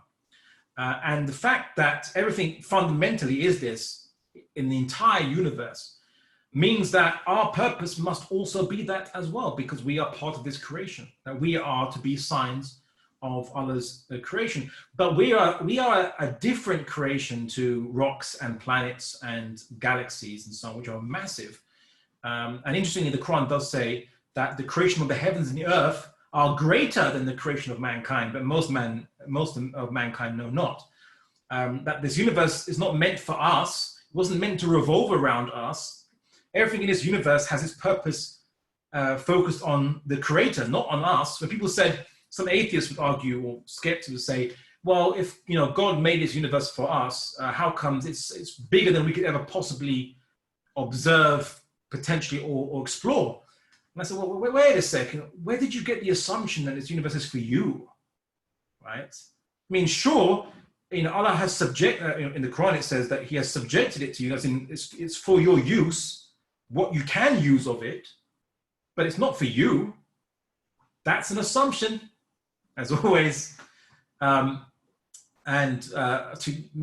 I could be a tiny bit cheeky, I'll relate the story of a lecture I had when I was at university. There was this bit of a funny, quirky character, and he said, never assume, because, and he takes out the word assume, he writes on the board, he takes the first three letters and he kind of draws a line after the first three letters, and then he draws a line after the letter U, and he says, because it makes out of you and me, right? So do not assume. So perhaps that's been emblazoned and kind of imprinted on my psyche, and so now hopefully shall be imprinted upon yours. But if it helps you not to assume, then by all means remember it. Anyhow, so if everything is universal is a son of God, and we are a different creation to inanimate matter. I mean, animals have the ability; they appear to be proactively trying to survive and reproduce, like plants, but animals more pronounced, more proactive than plants, not static. They have ability to experience the world, like we have an ability to experience the world, and all these things relate to the creator of the universe. The only thing that could ever potentially explain any of this is that God created consciousness, again, to bear witness to his power to create everything that exists. And we have free will because that must be connected in some way to bearing testimony to his existence. Now Islam comes along and explains that humans are very complex, like we know. You think that we'd be left with no guidance when we have the ability to have metacognition, we have ability to think. So we can derive concepts and elaborate ideas and cultural structures and rituals and things. You think that we have the capacities for intellect, but then we wouldn't be guided on how to use an intellect, and that our guidance wouldn't be related to the creator of everything and on all things, and that we have free will, and you think the free will is just for no purpose at all. But rather, Islam explains that the purpose of free will is that for us to bear witness to God's power, but with free will to do it voluntarily, right? To do it by choice. And imagine also just how amazing free will is. Because you think if Allah subhanahu wa ta'ala can create everything and he sustains everything, then it's not possible for him to create something that can reject his guidance or reject his will, right? If his will controls everything, it would be impossible, you'd assume, for him to create something that could ever defy his will, right? Not possible. And yet, Allah's given us free will, and that itself is a glorification. We call that glorification, we mean an evidence of God's power to create something that could potentially, and does often, say, reject his will and do other than his will. But what is his will when it regards to us? Because you could say the material universe follows just material laws. Well, because we have an intellect, we are given, as well as the material laws that we have to obey, like obviously, we need to eat and so on and so forth, but we are given intellectually based laws that we can come to understand and can allow us to have a choice whether we follow those laws or not follow those laws, not follow those rules. And that would make sense. That actually would be what I expect. And of course, if we need guidance, which is intellectual, then it has to be transmitted to us by a message of some kind. Now, of course, if all this knowledge was given to every human being innately, then you couldn't have free will, because then humans would be imprinted with a law system that they couldn't deny and they would have to follow. So there has to, in order for free will to function, we have to basically be given it in a way that is practical, but also allows the possibility of rejection to facilitate the purpose of free will. And so it has to come via a transmitter of some kind. But if you were to quote unquote see God, quote unquote, you wouldn't have free will, right? If someone puts a gun to your head, you're not going to have free will. It has to be given in the form of a type of plausible deniability for the insincere, right? Plausible deniability for the insincere. And that can only come it has to come by a messenger. Now, it can come by a being that's made for that, let's say an angel, or a human but out of the two, which one would be the best, most optimal messenger for this? Well, to mankind generally, it would be better if it came by a human being, because firstly, a human being, you could try to emulate the human being who's manifesting and practicing this message at the same time, right? That's the most optimal way to learn how to follow something, right? A human being has to teach you, and you have to emulate it like you emulate your parents, right? If an angel did it, well, an angel's not human, so it would be kind of impractical you'd view it as, well, it's easy for you to do it as an angel, but I'm not an angel, I can't do this. But also, if you were to see an actual angel, a being that's greater than yourself, according to God, again, that would deny your free will, because you do it out of fear that this greater race of beings could destroy you if you reject it or what have you, which is interesting because the Quran parallels this argument that if angels came to the Quraysh and they had said no, then the judgment would have been immediate, because you would have been given the most absolute proof. I want to say absolute proof. You would have been given like an evidence that even removes insincere deniability to you that God exists. And then if you reject God, then after you're not even having room to maneuver, not even having that insincere deniability, then your judgment is instant, that you're instantly someone is shown to be a rejecter of that truth, right? An instant rejecter of that truth. So that it makes sense. I can explain that if you want. I don't want to give too much away from the course. I want to keep it more basic, but the course will go into each of these different points in more depth, but it will actually go into things like human history. It will go into the sciences. It will go into in this much more depth, each of these points. But long story short, and I can only keep it short because time's ticking, that the only possibility left is that what Islam is saying is true and is the only possibility that explains observable reality. It can only ever be as Islam explained it, as Islam demonstrated it. And the fact that there is nothing like Islam, because like Christianity, we don't have a preserved textual message from the founder of Christianity. Well, Isa alayhi isn't the founder of Christianity. Saint Paul is, but we don't have a guarantee of the authenticity, and there are contradictions in that text. Judaism, same problem, but also it's more parochial to the tribes of Israel, whereas we are expecting a message that has to be more universal to all mankind. But that doesn't necessarily negate the prophets that the Israelites have reported came amongst them.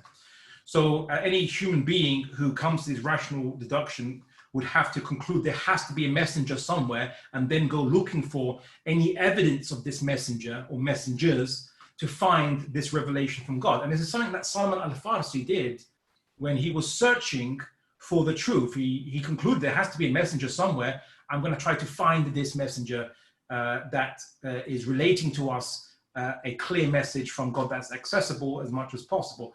I'll kind of leave it there, but it was initially this led me to concluding that Islam, no matter how deceptively simple it appears, is the only possible explanation for, it was initially the best explanation for reality. And then as I started to do more and more research and gain more and more information and knowledge and all different possibilities and both philosophical and pseudo-scientific speculations, I concluded that it was the only possible explanation.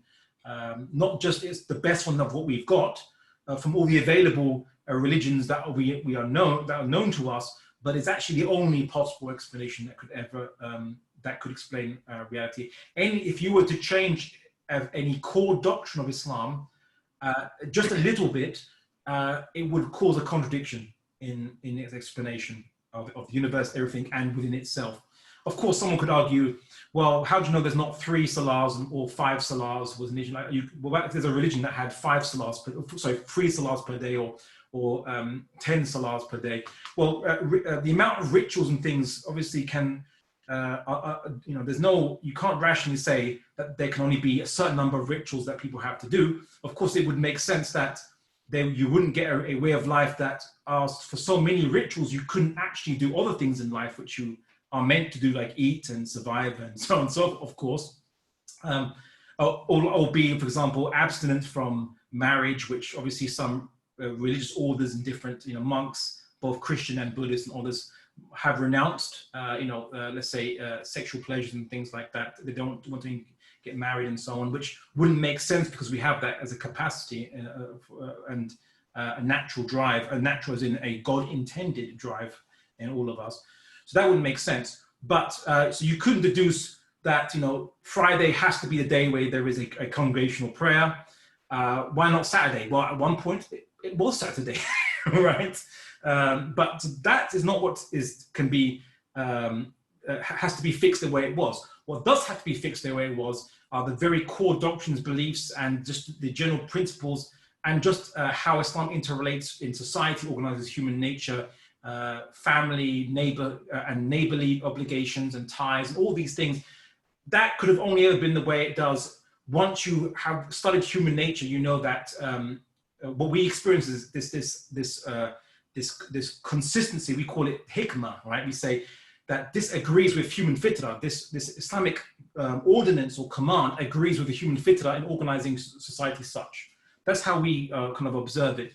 But if Islam commanded something that goes against the fitrah, then that would be evidence that Islam is not true, because the creator of the fitrah has to be the one that is the author of the revelation that we are receiving. It has to be from the same author. The author of human nature and the universe has to be the same author as the author of Revelation. And by comparing it, you'll see that with Islam that it meets and it fits this, and it's what the course is going to demonstrate in more greater detail. I can't do that in this very small lecture. So, barakallahu feekum for your patience and kind of listening to myself in this. It did have to go for a little bit more because I wanted to kind of show you. I don't want to make any assertions that just skipped over points in the thinking. I wanted to show you a clear line from complete skepticism to at least the concept that we need a messenger, right? And then, but now we can do further research, further investigation, and inshallah, my Dawah masterclass course with the Quran Institute will be doing that further investigation in depth and painstaking granular detail. So inshallah, if you want to know more, please sign up to that course. So barakallahu feekum. Jazakumullah khairan. Thank you so much. Jazakallah khair, Shaykh Abdullah. That was really awesome. Alhamdulillah. Very involved. And you were like, oh, this is an introduction. I'm like, oh man, this is like more than an introduction for me.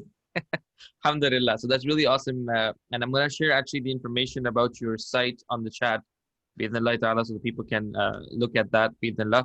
And I recommend that you sign up for this. But what I really think is an amazing, even if the arguments that you were making were so succinct and so precise, were to involve for the audience, I think the thing that should stand out is that there's a process of reasoning that deduces for us that not just deduces but validates for us our core belief system, right? And that for us is a very important aspect, that our iman, our faith, isn't just based on you're told to do so that's it. It's actually based on reasoning. The Quran uses this appeals to reason at every turn. At every turn there's an appeal to reason. And I'm really glad that you demonstrated to us how that what that looks like, what that process looks like. So Jazakallah khair for that. We actually do have quite a few questions, but we also have the Maghrib Salah right now. I'm using this this thing called Slido here. You can I'm posting the QA link. You can ask questions there. What I would suggest, I think I don't want to break the flow of the lecture. Like generally we would say like, let's pause for Maghrib and come back in the masjid, but we're doing things virtually, and I would say that people should like pray their salah and then come back and rejoin, if that's okay with everybody, inshallah. What I will do is I will leave this to you, Shaykh Abdullah. You can look through the questions and start to answer them one by one. Is that all right? Yes, but with only the proviso that you please refer to me as brother. I am no sheikh at all. Closer to a milkshake than a sheikh.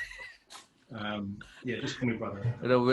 We say that because out of respect for how how accomplished, mashallah, your presentation is and how you are, mashallah. So I think it is a title well earned, inshallah. But whatever you prefer, bi'idhnillah ta'ala, no problem at all. You can see my questions here, right? Yes. Okay, so what I'll do is I'll read the first question, and I'm gonna then just quickly jump off pre-maghrib, and then I'll be back. I'm not. I think maybe if you go on the link that I had posted in the chat, right, you can actually scroll through them as well.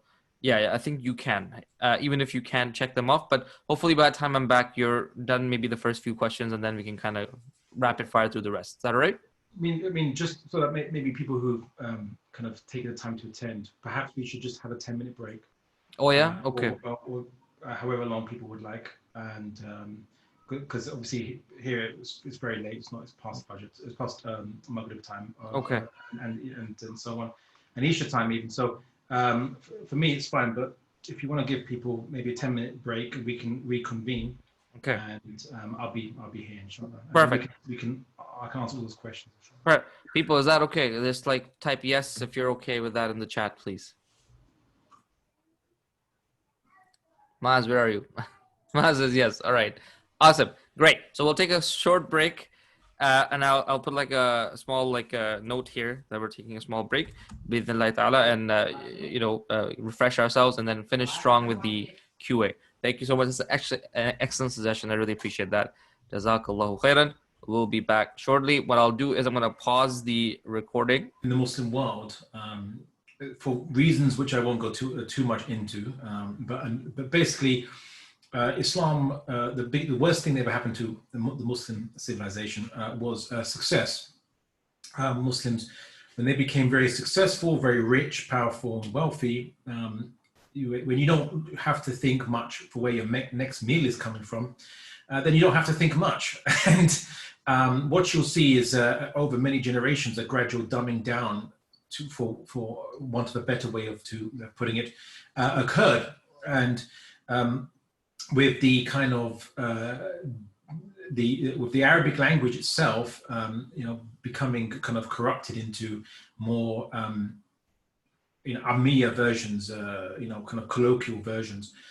People were reading Islamic texts and coming out with the wrong ideas, and the scholars started to kind of panic, and for want of a better way of describing it, it was decided that the best way forward is just tell the masses some very simple doctrines that they can absorb and adopt, and kind of make this disconnect between them and the general masses more than had been before. So, like have a very simple Islam that would lead the average Muslim just to kind of live their life and live a simple life in an increasingly complex and more complicated world, which they thought that, that once they had reached this kind of peak of civilization, it became about conserving it as much as possible. And we have it right where we have it now is very comfortable life. So let's just conserve it. And then as kind of living conditions started to be affected by wars and changing economic scenarios, and the West, which had learned our science and technology, discovered the new world and had access to vast quantities of resources, then they kind of soon outstripped the Muslim world, and but Muslims were still thinking they were the superior civilization, and they started to think that it became a kind of arrogance as opposed to the humility of, well, look, we have to spread a message, and we have a world project for Islam, and we're only as good as our intentions and our endeavors and our efforts, and Allah subhanahu wa ta'ala is not going to make life easy for us in the sense of, we won't be needing to use our intellect, which He gave us to use, right? We'll just, things are just too simple. We'll just approach it simply. So what you saw from many Westerners who went to the Muslim world, they tend to describe it in a very amazing terms. They say, it's decadent. The Muslim world is decadent, right? Much like you'd say that people from Muslim countries go to America and would say maybe the United States of America is because I know that America also has Canada and Mexico, and then Central America and South America. Anyway, so they'd go there and say that's very decadent culture that they're following. Likewise, the Westerners who were traveling to the Muslim world were looking at Muslims and saying, very decadent culture.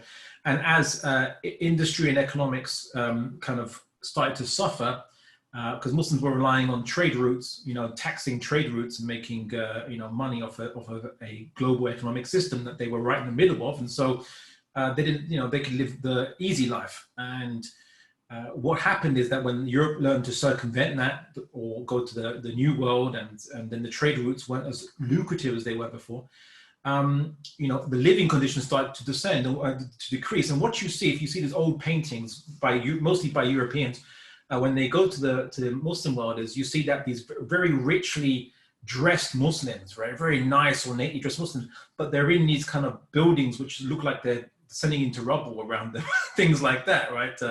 You're like, well, wait a second, that seems a bit weird. What's going on there, right? And that's in essence what was happening, was that as Muslims started to lose more, they just made do with what they had, or they tried to adapt by just accepting less and less, because it would go by increments, right? It was almost imperceptible. Anyway, that's what was generally happening in an economic situation, but in the intellectual situation in the Muslim world, because Muslims had for centuries thought that they were obviously the top of the world, the superior civilization, and that didn't require to do anything, because they were just blessed by God, and God would always give blessings to the Muslims, or giving them izzah no matter what, just because they say they're Muslim, right? Without having to do anything or to live by principles, So then Muslims would do things going against the Sharia, like they would go on raids of European lands and cities, and obviously African and all around the world. Some of them would go on raids and then just take prisoners and put them into servitude. But the laws of jihad specify that that's only when you're basically fighting to kind of spread Islam by conquering enemy military, which are acting as obstacles for the dawah of, from a regime that's, let's say, being tyrannical, what have you. You fight the military, and it's those who are fighting you, which you can choose to take them as prisoners of war and then make them work, as the third Geneva Convention allows, by the way. But Muslims were like, no, we're just going to do raids because non-Muslims owe us this. They owe us, they are subservient to us, which is not the Islamic thinking, right? And it was this arrogance, right? So it was arrogance, and then a gradual kind of stupefaction that was happening. So the dwindling capable Islamic scholars, the dwindling numbers of capable Islamic scholars, perhaps started to panic at this scenario happening. The Arabic language becoming, kind of falling into different dialects and not being as robust as it once was in the mind of the Muslims. So they tried to basically just give simple codified doctrines and beliefs for Muslims, simple ones. So that just believe in this book, because if you start reading the texts with your inferior knowledge of Arabic, or your Ammiya version of Arabic, your kind of colloquial Arabic, you're going to get the wrong ideas, and we want to stop people coming up with random heretical ideas. So over time, this built up to this kind of dogmatic, and by dogmatic I mean like a checklist version of Islam that you see taught to Muslims today. And of course, then when colonialism happened, which is a second calamity, where the kind of foreign colonialists shaved off the top layer of Islamic education, stopped funding madrasas, stopped funding scholars, of course, places of teaching, and then started teaching Western education. And okay, the sciences and mathematics, that's great. We were doing that before they were teaching us, but then teaching Western philosophy, literature, cultural history, to the point then that all that remained was the kind of low-level Quran tutor who, in essence, just taught people rote learning of the Quran, just to memorize, and then it just became memorization, just memorizing the form of it, not necessarily the meaning of it, right? And you have some brilliant, beautiful reciters, for example, from Pakistan, right? But they don't know what they're reciting, even though amazing reciters.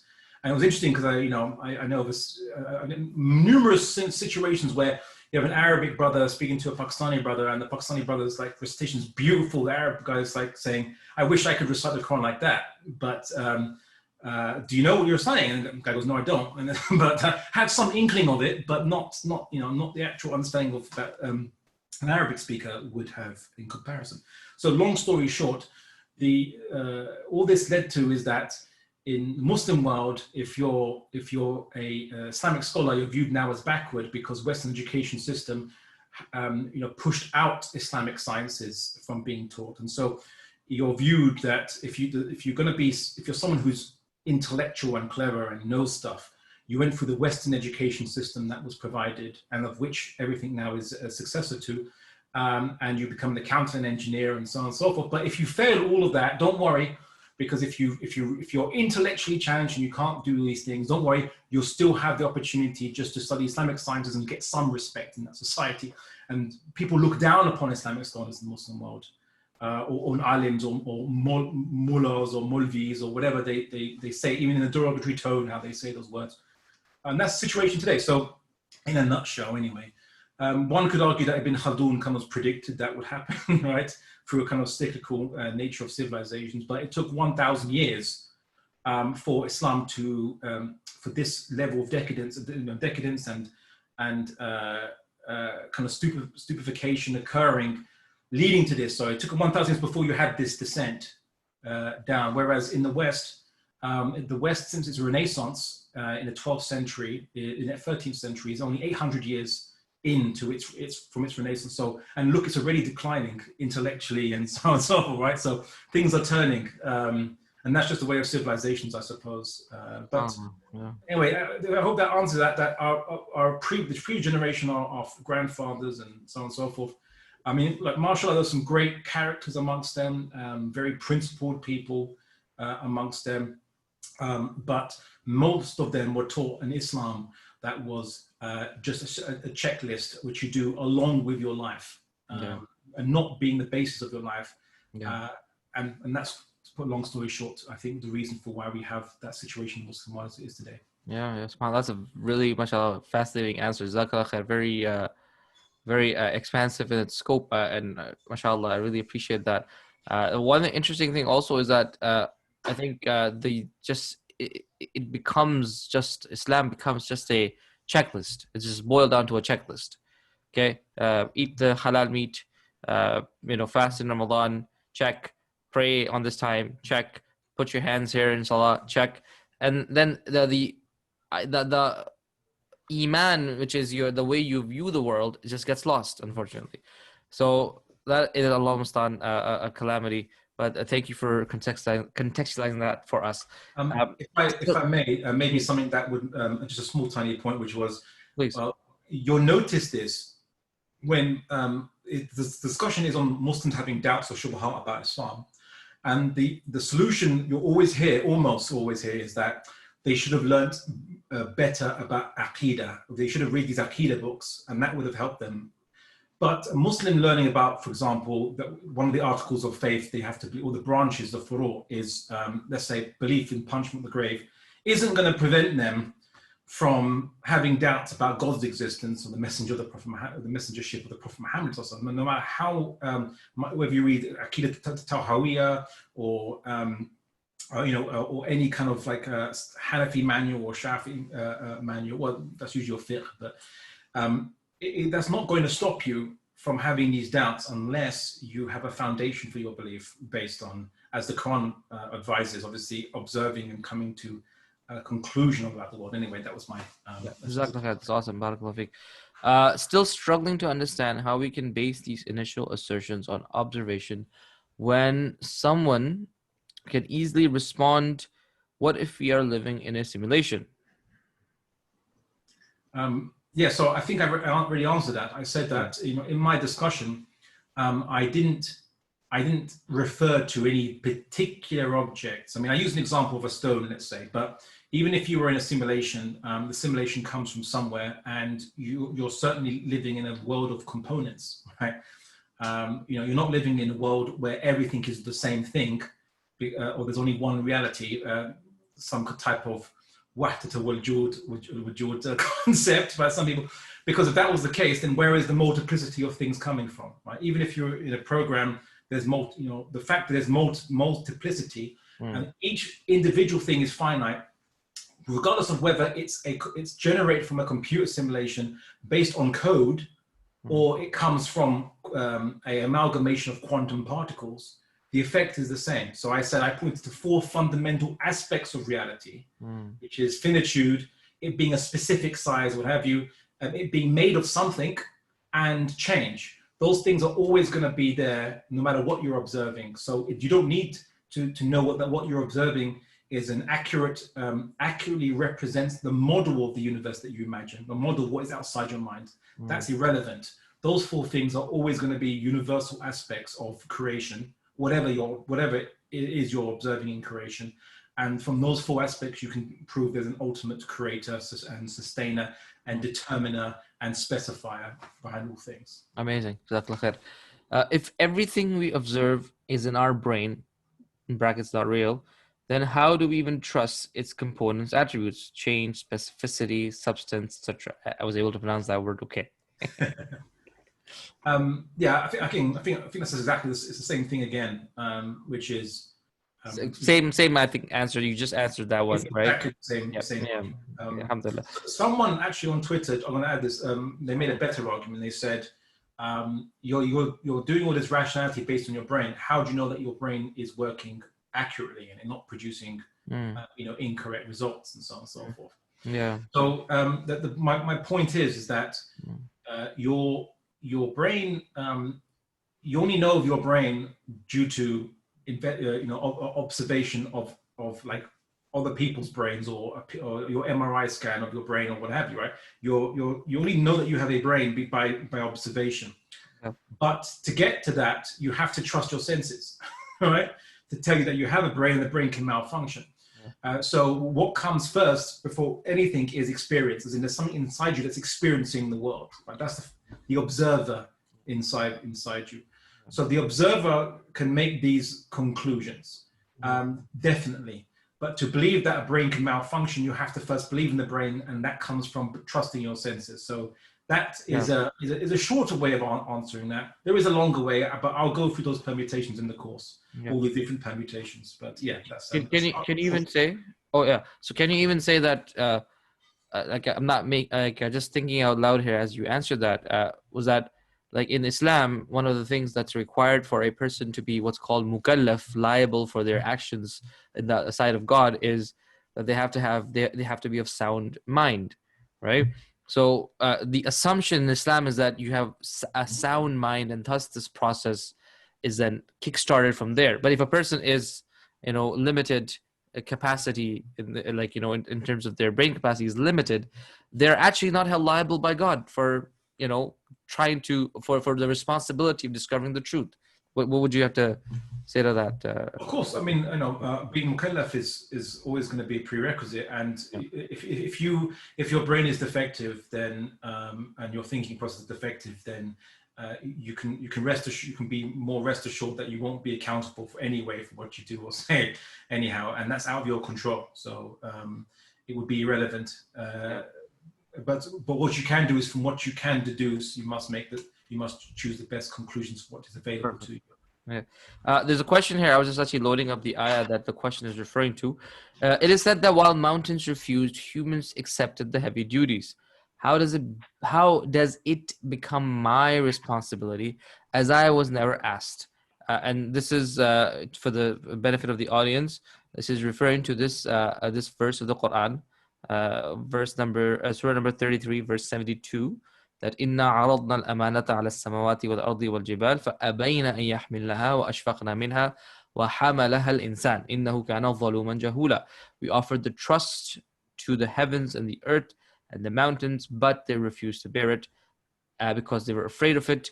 But man bore it. He surely proved unjust and ignorant.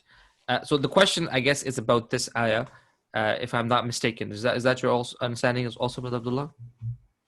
Yes. So all of Adam alayhi salam's progeny was kind of brought out, so to speak, from him. So we were all brought out and asked if we would consent, as you say, to accept this, and we accepted willfully and kind of wantonly. And the Quran describes it that we were kind of that man is unjust to was unjust to himself, right? Because we put this test upon us, which many of us are going to fail, and we decided we wanted to have this test because we wanted to get the kind of the possible benefits from this. So it was because we, in essence, were greedy almost for this amana, for the privileges that come with this amana, that we actually did ourselves at this, well, collectively speaking, from a proportion of humanity, we did ourselves a disservice and an injustice to ourselves by jumping on something without understanding that perhaps not understanding, but without recognizing perhaps the full weight of what that might entail. But we were greedy for the trust to take the privilege. But as everything in Islam, with every privilege comes responsibility. Right? So with every trust comes, every responsibility comes, and trust comes, and privilege. They are all connected together. So everything is balanced out. So the inanimate matter in the universe, which Allah subhanahu wa ta'ala could make, obviously, that matter conscious to ask itself, to ask of it, it said no, it doesn't want it. Then all it has to look forward to is just existing, and then it will maybe cease to exist, and that's it. But it didn't have any further desires beyond that, and it doesn't, that's it. But us, we wanted that extra, right, beyond normal matter, and if that's the case, then we extra will be expected of us. We wanted that consciousness. We enjoy the privileges of having a consciousness, a will, a free will, and that comes with the responsibility of the amana, of bearing the responsibility of finding the truth and then worshiping the truth. Right? Is that a fair summary, Brother Abdullah? Yeah, and as it says, the Quran uses the kind of the term for dhulm, right? It means injustice, and that's what we did. And that we were also jahil in how we reacted, our ignorance. So we didn't think through the consequences of this, and we actually did ourselves, collectively speaking, an injustice. Now, I don't want to belabor the point here, but I think it seems the questioner is referring to, I didn't choose it, me as Arij, right? So how come I have to do it, right? What would you say to something like that? Well, I'd say